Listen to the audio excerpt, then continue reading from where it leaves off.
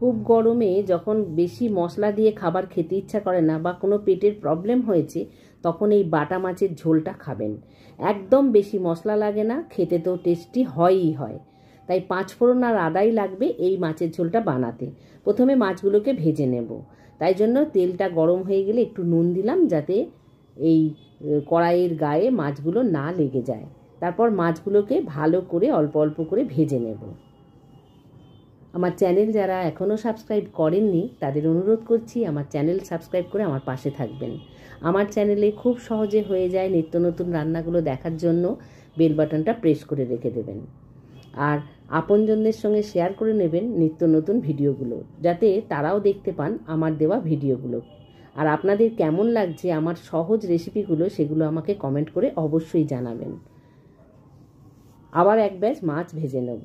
এইভাবে অল্প অল্প করে মাছগুলোকে ভেজে নেব। একসঙ্গে তো মাছগুলো দেয়া যাবে না, তাহলে এগুলো ভেঙে যাবে।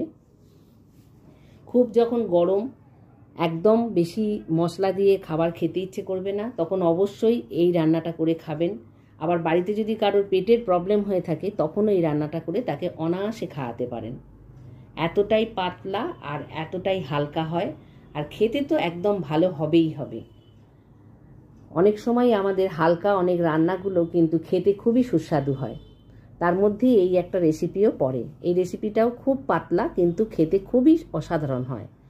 আলুগুলোকে লাল করে ভেজে নিয়ে কড়াইতে নিয়ে নিলাম সর্ষের তেল। সর্ষের তেলে শুকনো লঙ্কা ফোড়নও দেবো না, দেবো কাঁচা লঙ্কা ফোড়ন। অনেক সময় অনেকে শুকনো লঙ্কা খান না শরীরের অসুবিধার জন্য, তাই জন্য শুকনো লঙ্কাটাও এখানে ব্যবহার করব না, কাঁচা লঙ্কা ব্যবহার করব। 5 ফোড়ন দিলাম, দিয়ে ফোড়ন থেকে ভালো করে গন্ধ উঠে গেলে 5 ফোড়ন আদা আর অল্প 2টো কাঁচা লঙ্কা দিয়ে বেটে রেখেছিলাম এই মশলাটা, সেটাকে দিয়ে দিলাম। দিয়ে ভালো করে কষিয়ে নেব। একটু জল দিয়ে দিলাম কষানোর জন্য, দিয়ে দিলাম পরিমাণ মতো নুন। তারপর ভেজে রাখা আলুগুলোকে দিয়ে দিলাম। আলুগুলোর সঙ্গে মশলাটাকে খানিকটা কষিয়ে নিলাম। কষানো হয়ে গেলে এর মধ্যে দিয়ে দেব জল। আলুগুলো অনেকটাই সেদ্ধ হয়ে গেছে, যেহেতু ভালো করে ভেজে নিয়েছিলাম, তাই হতে আর বেশিক্ষণ লাগবে না।